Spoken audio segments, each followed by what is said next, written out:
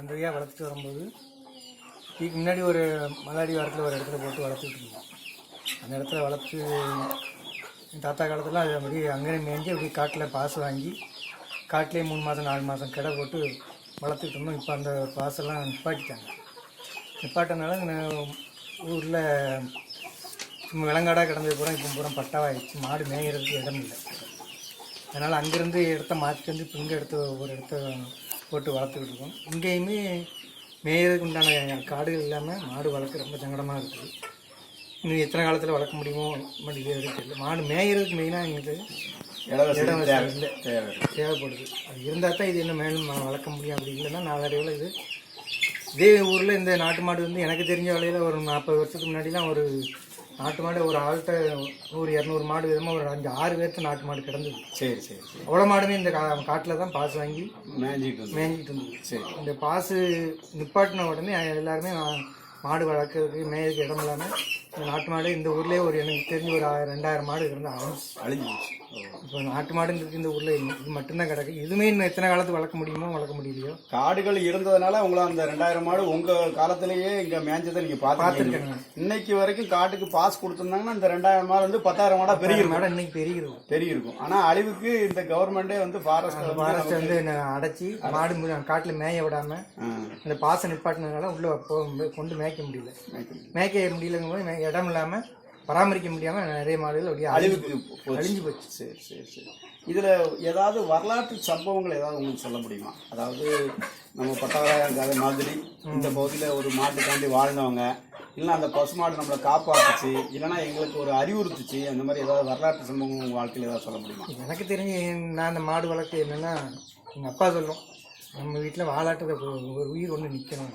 என்னதான் நம்ம வீட்டு நமக்கு இல்லை நம்ம பிள்ளைகளுக்கோ ஏதோ ஒரு கெட்ட சம்பவம் நடக்கு அப்படின்னா அதை இந்த மாடுகள் வந்து ஏற்றுக்கிட்டு அதோட பழிபாவத்தை அதை ஏற்றுட்டு போயிடும், நம்மளை காப்பாற்றி கொடுக்கும். அதாவது நம்ம மாடுகள் வாலாட்டிங்கிற மீன்ஸ்ல ஆடு மாடு எது இருந்தாலுமே நமக்கு வரக்கூடிய பலவிதமான துன்பங்களை அது தன்னை பழியாட்டி நமக்கு வர்றதை தடுத்து நிப்பாட்டு. என்னன்னா இந்த மாட்டை தான் தண்ணியில் குளிப்பாட்டுறதுக்கு நான் என் தம்பி எல்லாரும் போயிருக்கோம். போகும்போது மாட்டு கூட என் தம்பி தண்ணியில் போயிட்டாங்க. போன நடாத்துல போய் அதனால நீய முடியாமல் ரொம்ப எல்லாரும் திணறணும். அந்த நேரத்தில் ஒரு மாடு குளிப்பாட்ட முடியாமல் வெளியே தப்பிச்சு ஓடி போயிட்டு அவன் தவங்க அதே நேரம் அந்த மாடு ஒரு பள்ளத்தில் விழுந்து கால் முறிஞ்சு அது அதிலே சேர்த்து போயிட்டு தம்பியை காப்பாற்றி தம்பி தப்பிச்சுட்டான். அந்த ஒரு சம்பவம் என் மனதில் நின்றுது. அதான் அது ரொம்ப இப்போ ஒரு 3 வருஷத்துக்கு முன்னாடியே நடந்தது. ஓஹோ.